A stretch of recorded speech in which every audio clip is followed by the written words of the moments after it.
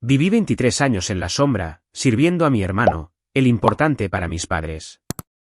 Al leer el testamento de la abuela, mi madre intentó excluirme. Pero el abogado ordenó que me quedara y sacó una carta secreta escrita por ella. Hola a todos, me llamo Andrea Taylor. Tengo 31 años. Durante 23 años, cociné las comidas de mi hermano, limpié su habitación, doblé su ropa y me mantuve justo fuera de cada foto familiar mientras mis padres lo llamaban el importante. Y la primera vez que alguien detuvo ese patrón fue en la lectura del testamento de mi abuela. Cuando mi madre me dijo que esperara fuera, el abogado levantó la vista y dijo, no, ella se queda. La sala quedó en silencio cuando lo dijo. No un silencio ruidoso, ni de asombro o jadeo. Peor, el tipo de silencio que de repente hace que cada persona en la habitación sea consciente de los papeles que esperaban que todos los demás interpretaran. Mi madre tenía una mano en la puerta de la sala de conferencias y la otra alrededor de la correa de su bolso.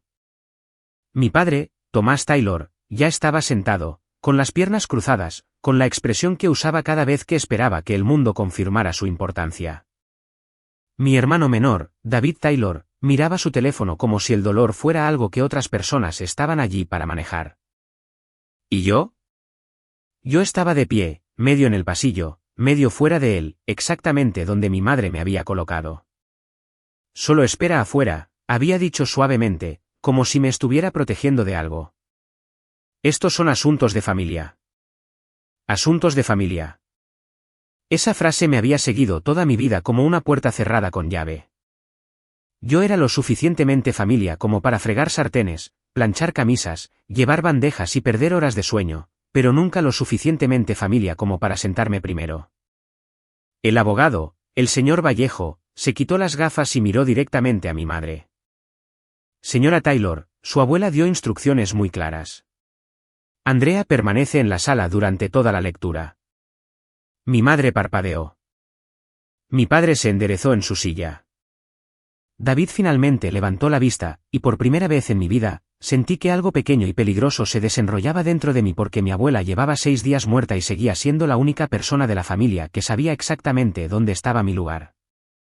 Pero la verdad es que esa habitación no empezó con su testamento. Empezó en nuestra cocina 23 años antes con una silla en la que no me permitían sentarme. Mi hermano David era 4 años menor que yo. Pero desde el día en que nació, mis padres actuaron como si hubiera llegado llevando una corona que nadie más debía tocar.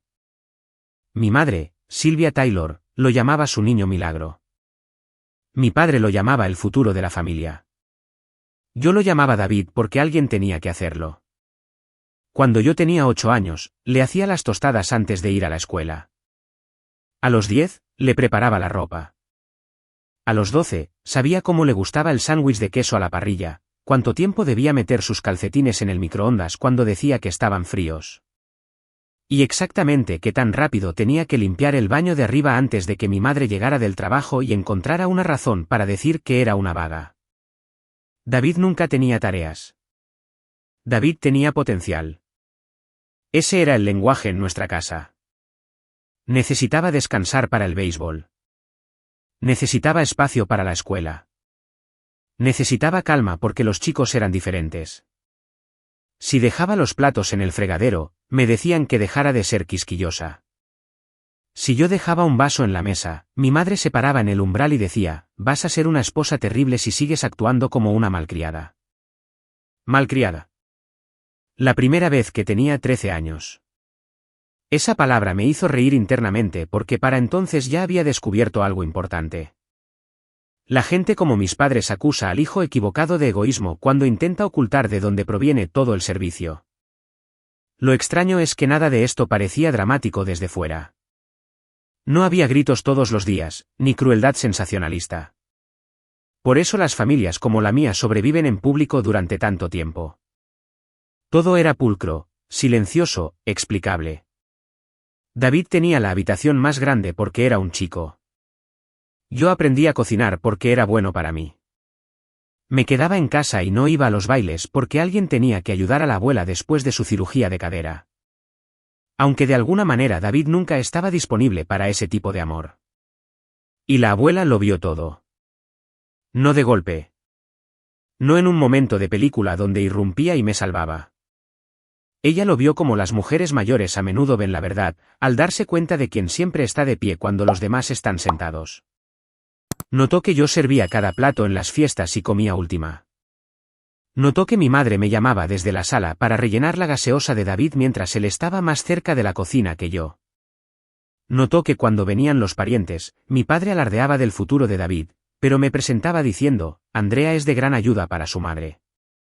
Una ayuda como si yo no fuera una hija, sino un accesorio del hogar. La primera vez que la abuela lo desafió abiertamente, yo tenía 16 años. David había derribado un tazón lleno de chili sobre la alfombra de la sala de estar, y mi madre se volvió hacia mí automáticamente y dijo, Andrea, limpia eso.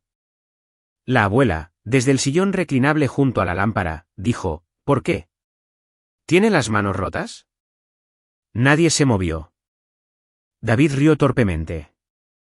Mi padre dijo, oh, vamos, mamá. Pero la abuela siguió mirándolo a él, no a mí. ¿Tiene 2 brazos? Seguramente. Él también, Tomás.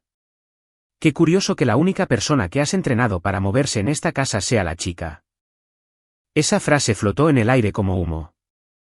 Nada cambió de la noche a la mañana. Las familias como la mía nunca cambian de la noche a la mañana. Se adaptan a la exposición. Después de eso, mi madre se volvió más cuidadosa delante de la abuela. Mi padre la llamó anticuada cuando ella protestó. David actuó avergonzado durante quizás una semana y luego volvió a dejar los tazones en el fregadero y las toallas en el suelo porque los sistemas son fáciles de mantener cuando están construidos para tu comodidad. Aún así, algo había cambiado. La abuela empezó a llamarme directamente, a invitarme a almorzar, a darme dinero en efectivo doblado, para ti, no para la casa, a hacerme preguntas que nadie más hacía, como si alguna vez me cansaba. Yo siempre decía que estaba bien. Esa era la respuesta que las hijas como yo están entrenadas para dar antes incluso de conocer la pregunta. Luego, el invierno pasado, la abuela enfermó de verdad. Al principio no fue dramático, menos apetito, más siestas, una estancia en el hospital que se convirtió en 2. El tipo de declive que le enseña a una familia quiénes son realmente. Mis padres aparecían cuando había formularios que firmar o parientes que impresionar. David vino 2 veces, ambas con prisa. Yo fui la que se quedó durante las largas tardes, con loción en sus manos, el té frío junto a su cama, escuchando cuando su voz bajaba y se volvía honesta. 3 días antes de morir, me apretó la muñeca y dijo, cuando empiecen a arreglar las cosas después de que me haya ido, no dejes que te pongan en el pasillo. Pensé que se refería emocionalmente. No me di cuenta de que se refería literalmente. Ahora, de pie en la puerta de esa sala de conferencias con la mano de mi madre todavía apretando su bolso, lo entendí. El señor Vallejo abrió un archivo, me miró y luego sacó un sobresellado del bolsillo interior. Mi nombre estaba escrito en el frente con la letra de mi abuela. El señor Vallejo no me entregó el sobre. Lo abrió él mismo. Eso importó porque en el momento en que se rompió el sello, la habitación dejó de ser algo que mi madre pudiera manejar. El papel de dentro era color crema, doblado una vez, la letra de mi abuela inclinada con fuerza en la parte superior de la primera página. Incluso antes de que empezara a leer, mi madre dijo, esto parece innecesario. El señor Vallejo la miró por encima de sus gafas. Su madre no parecía pensar lo mismo. Luego comenzó. Si Silvia ha intentado poner a Andrea en el pasillo, entonces tenía razón en más de lo que quería. Mi madre se quedó completamente quieta. Mi padre soltó el más suave suspiro por la nariz, el sonido que hacía cada vez que una mujer era inconveniente por escrito. Vallejo continuó. Leo esto delante de todos porque si mi familia ha hecho algo consistentemente, es pedirle a Andrea que haga el trabajo en privado y se trague el insulto en silencio. Me gustaría que por una vez la sala lo escuchara por completo. Nadie se movió. David dejó de fingir no escuchar. No respiré correctamente hasta que Vallejo pasó la página. He visto a esa chica recoger platos mientras su hermano permanecía sentado. Faltar a bailes para cuidar a parientes que apenas recordaban su nombre. Lavar camisas para un chico lo suficientemente mayor como para usar sus propias manos y quedarse 2 pasos detrás de cada fotografía familiar como si fuera personal que alguien olvidó despedir. Mi madre hizo un pequeño ruido. ¡Ay, por el amor de Dios! ¿Quiere que me detenga?, preguntó Vallejo. Ella miró a mi padre. Esa fue una respuesta suficiente. Él siguió leyendo. Cuando una familia decide que un hijo es el futuro, casi siempre decide que otro hijo es la mano de obra. En esta casa, David era elogiado por existir. A Andrea solo se le agradecía cuando era útil. Esa frase aterrizó con tanta fuerza que se sintió física, no porque fuera nueva, sino porque nunca antes se había dicho en voz alta delante de todos ellos. La voz de Vallejo se mantuvo plana, profesional, casi suave, lo que de alguna manera lo hizo peor. No escribo esto porque le tenga lástima a Andrea. Lo escribo porque ha sido entrenada para confundir la resistencia con el carácter, y el resto de ustedes han estado felices de permitírselo. David rió una vez en voz baja. Nervioso, despectivo. La forma en que los chicos criados como reyes ríen cuando la habitación describe de repente el reino con precisión. La abuela también había tenido eso en cuenta. Si mi nieto ríe mientras se lee esto, díganle que ser adorado no es lo mismo que ser digno.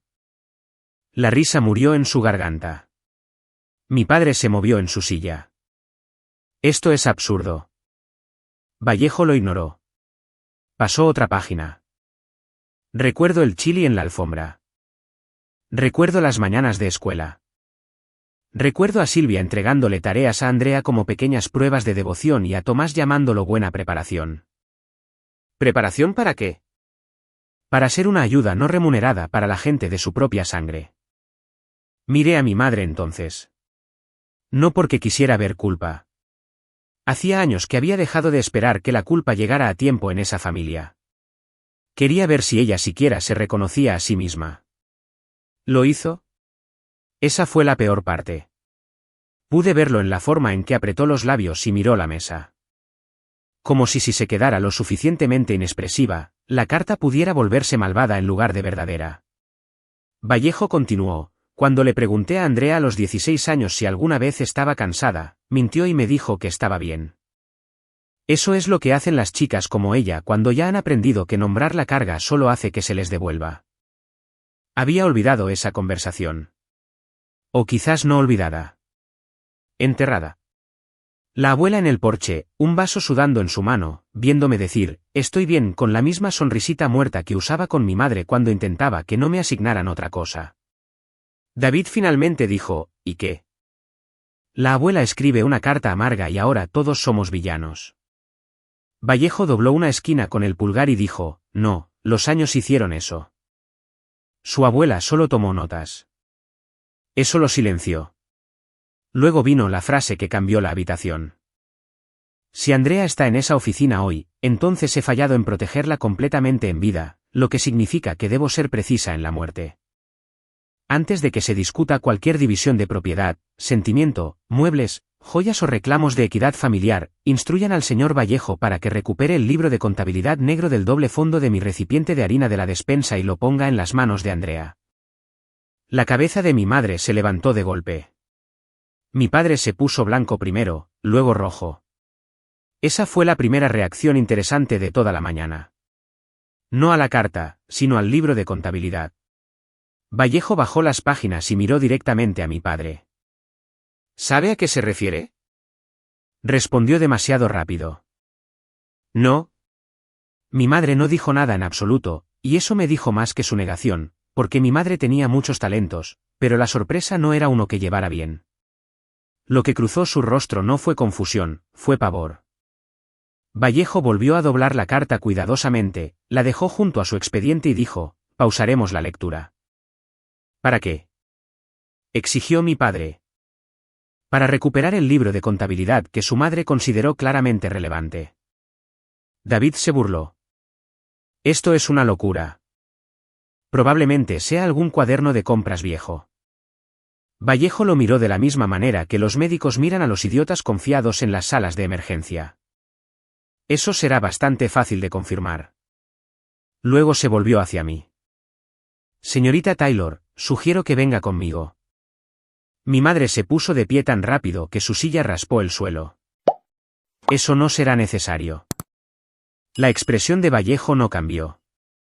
Al contrario, dijo, su madre fue muy clara. Andrea se queda. Y por primera vez en mi vida, mi padre me miró no como una ayuda, no como un segundo plano, no como la hija a la que podía instruir desde el otro lado de una habitación, sino como alguien que ya podría estar sosteniendo el lado equivocado de la historia. Mi padre se levantó tan rápido que su silla golpeó la pared. Usted no va a entrar en esa casa a rebuscar en la despensa de mi madre como si fuera un ladrón de tumbas. Vallejo ni siquiera se inmutó. Entonces debería haber esperado que dejara instrucciones menos específicas. Ese fue el momento en que mi madre cometió su error. No uno grande, solo una frase demasiado rápida. No estará allí. La habitación se volvió hacia ella. Mi padre la miró. David la miró.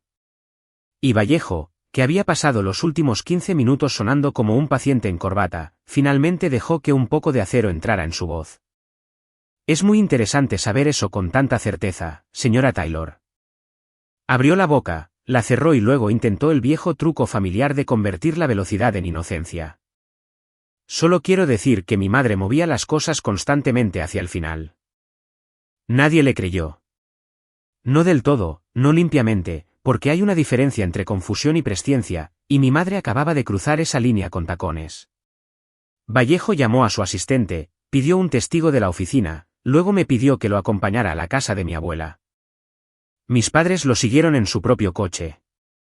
David también vino, quejándose todo el camino como si la inconveniencia le hubiera pasado a él. La casa se sentía extraña sin la abuela. No embrujada, solo en silencio. El tipo de silencio que se instala cuando la única persona de una familia que decía la verdad ha sido sacada de la habitación. Su cocina todavía olía débilmente a aceite de limón y té. El gallo de cerámica para galletas todavía estaba junto a la estufa. Su cardigan todavía colgaba del respaldo de la silla del desayuno, y por un estúpido segundo, esperé que bajara por el pasillo y preguntara por qué todos estábamos dejando barro en su suelo. Vallejo fue directamente a la despensa, no porque supiera dónde estaba el recipiente de harina, sino porque mi abuela había escrito direcciones como otras personas construían cercas, estante superior, lata azul, doble fondo. Eso era todo lo que decía en sus notas. Mi madre flotaba a 1 metro de distancia, fingiendo indignación. Mi padre seguía diciendo cosas como, esto es degradante, y usted está haciendo suposiciones a partir de los estados de ánimo de una anciana. David se apoyó en el umbral con los brazos cruzados. Aburrido ya. Como si las últimas instrucciones de su abuela estuvieran interrumpiendo algo más importante en su día. Vallejo bajó la lata azul de harina. Vació la mitad de la harina en un tazón de mezcla del mostrador, luego golpeó el fondo una vez con el nudillo, hueco. Nadie habló. Deslizó un cuchillo de mantequilla por el borde interior y levantó. El doble fondo salió limpio. Dentro había un libro de contabilidad negro. Mi madre se sentó. Así supe que lo había visto antes. Quizás no leído, pero sí visto. Sabía lo suficiente como para tenerle miedo. La cubierta estaba lisa por los bordes. La letra de la abuela en el frente. Registro del hogar. Privado. Vallejo lo abrió en la mesa de la cocina. Las primeras páginas parecían inofensivas. Cuentas de la compra, notas de servicios públicos, fechas de reparaciones. Luego pasó a una página marcada con una tira de cinta roja y la habitación cambió. En la parte superior, con la letra pulcra e inclinada de la abuela, había 4 palabras, lo que Andrea ha cargado. Nadie se movió. Vallejo leyó en silencio por un segundo, luego me pasó el libro. No sé qué esperaba. No eso. Página tras página, fechas, tareas, horas, eventos escolares perdidos, fines de semana cancelados, comidas cocinadas, cargas de ropa, visitas al médico. Llevé a la abuela porque mis padres estaban ocupados con David. Cuidé a mis primos cuando mi madre me ofreció voluntariamente sin preguntar. El verano que tenía 17 años, había entradas para cada día que David entrenó para el campamento de béisbol. Desayuno hecho, uniforme lavado, almuerzo empacado, habitación limpia, taco encontrado, viaje arreglado. Al lado de 3 de esas entradas, la abuela había escrito al margen, mamá llamó a esto nada. Otra sección era peor. Dinero. Mi regalo de graduación de la tía Denise prestado para los comestibles de la familia. Mi sueldo de medio tiempo de la farmacia tomado para los gastos del hogar, mientras que las tarifas de los torneos de David se pagaban por completo. La pequeña cuenta de ahorros para la universidad que la abuela me había abierto cuando yo tenía 10 años, cerrada, transferida, utilizada para el depósito de la vivienda del primer semestre de David. Me senté allí con el libro de contabilidad abierto en mis manos y sentí que algo se rompía limpiamente dentro de mí. No porque nunca hubiera sabido que mis padres lo favorecían, porque el favoritismo es una cosa. La documentación es otro tipo de dolor. Puedes sobrevivir al dolor. Las pruebas te reordenan la columna vertebral. David dio un paso adelante entonces, finalmente interesado. ¿Qué se supone que prueba esto? Lo miré, y antes de que pudiera responder, Vallejo se acercó a la mesa, avanzó 6 páginas y dijo, quizás esta parte. Volteó el libro hacia mi padre. Pegadas en ambas páginas había copias de 2 cheques. Uno de la abuela a mis padres marcado solo para la educación de Andrea. Un recibo bancario que mostraba los fondos retirados 3 semanas después y combinados con un pago a la Carolina Elite Baseball Academy. Mi padre se puso pálido alrededor de la boca. Mi madre comenzó a llorar. David frunció el ceño, genuinamente confundido, lo que de alguna manera me enojó más que si hubiera reído. ¿Qué tiene que ver eso conmigo?, preguntó. La abuela también había respondido a eso. Vallejo leyó la línea directamente debajo del recibo. Él se beneficia, así que reclamará inocencia. Así se construyen los hijos de oro. La cocina quedó completamente en silencio. Luego Vallejo pasó una página más. Una nota sellada estaba pegada dentro de la contraportada, en el exterior, con la letra de la abuela: si se encuentra el libro de contabilidad, lean esto solo después de que lo nieguen todo. Mi padre se levantó. He terminado con esto. Vallejo puso una mano sobre la nota. Usted tal vez, dijo, pero su madre no. Y por primera vez esa tarde, nadie intentó detenerlo cuando rompió el sello. Vallejo rompió el sello. El papel de dentro era más delgado que la carta anterior, pero la letra era más nítida, menos afectuosa, más definitiva, el tipo de escritura que hace la gente cuando ya no intenta persuadir a nadie de nada. Leyó la primera línea en voz alta. Si están escuchando esto, entonces ya han mentido en mi cocina. Mi madre hizo un sonido como si la hubieran golpeado. Mi padre no volvió a sentarse. Vallejo siguió. Tomás dirá que David no sabía nada. Silvia dirá que Andrea fue amada a su manera. David parecerá confundido porque la confusión siempre ha sido la camisa más limpia preparada para él. El rostro de David se ruborizó inmediatamente. Eso es ridículo, dijo. Vallejo leyó directamente a través de él. Estoy cansada de la historia familiar de que Andrea era simplemente útil. Útil es traer un guiso. Útil es llevar a alguien a una cita. 23 años de servicio no remunerado dentro de su propia casa de la infancia no es ayuda. Es extracción disfrazada de virtud. Nadie se movió.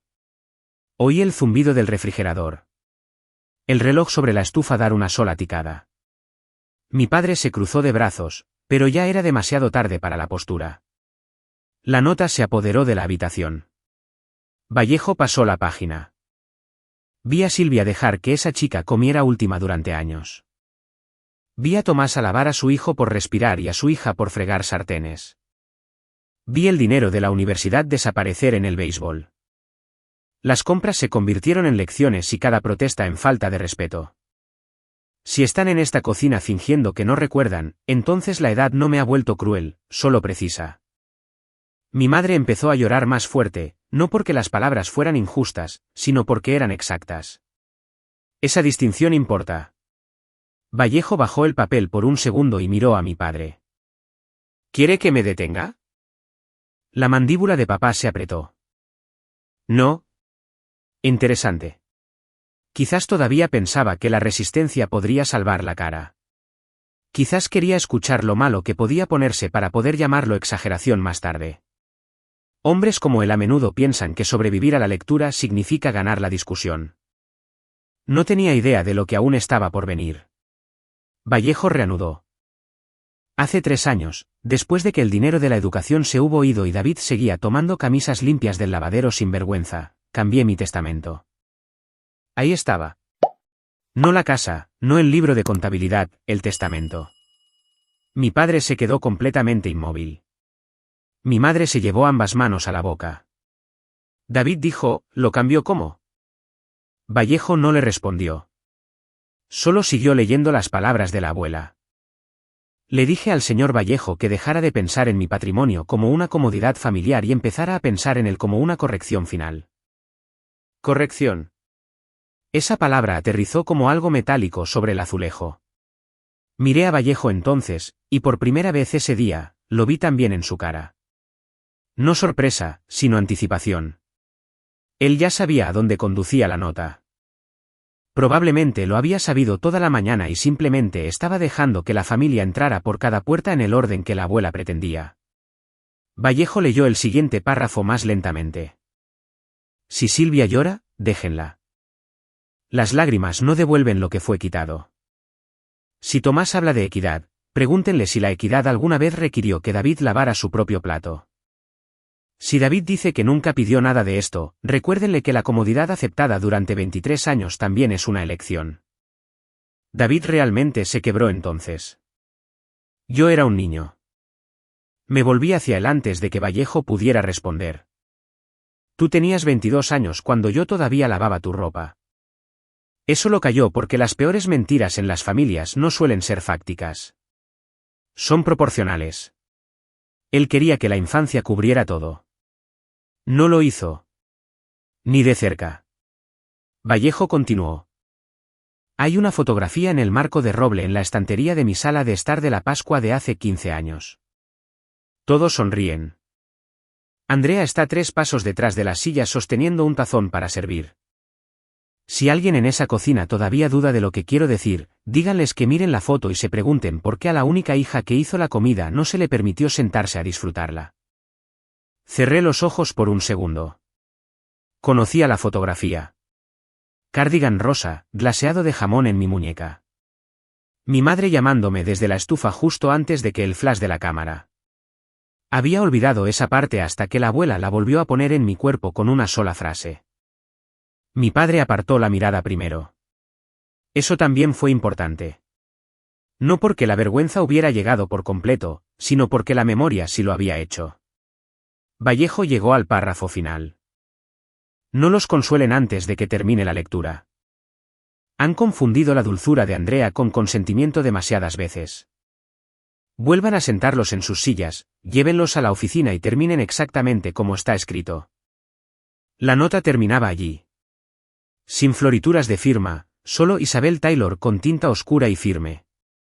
La cocina permaneció en silencio durante varios segundos después de que Vallejo doblara la nota. Mi madre ahora lloraba abiertamente, pero no cambió el ambiente. Mi padre parecía alguien que acababa de darse cuenta de la casa, el libro de contabilidad, la nota. Nada de eso fue accidental. La abuela no había dejado el caos. Había dejado una secuencia. David finalmente dijo, más suave ahora, que significa, terminar exactamente como está escrito. Vallejo volvió a poner la nota en el libro de contabilidad y lo cerró. Significa, dijo, que volvemos a la oficina. Mi padre se acercó a la mesa. No, podemos discutir esto aquí. Vallejo lo miró con algo cercano al aburrimiento. No, dijo. Pueden escucharlo donde su madre quería que Andrea fuera excluida. Esa frase golpeó a mi madre más fuerte que a todos. Porque de repente todo el día tomó forma. El pasillo, la habitación, la carta, el libro de contabilidad, la nota. La abuela había construido cada paso para forzar el patrón familiar a la vista primero antes de que el dinero entrara en juego. Y mientras Vallejo tomaba el libro de contabilidad y nos hacía una seña para que nos fuéramos, me di cuenta de que la lectura final no iba a ser sobre el dolor. Iba a ser sobre las consecuencias. Cuando regresamos a la oficina del señor Vallejo, nadie intentó ponerme en el pasillo. Esa fue la primera corrección. Pequeña, temporal, pero real. Mi madre se sentó sin hablar. Mi padre parecía más viejo que 2 horas antes. David seguía mirando el libro de contabilidad negro como si aún pudiera transformarse en algo menos dañino si dejaba de mirarlo directamente. No lo hizo.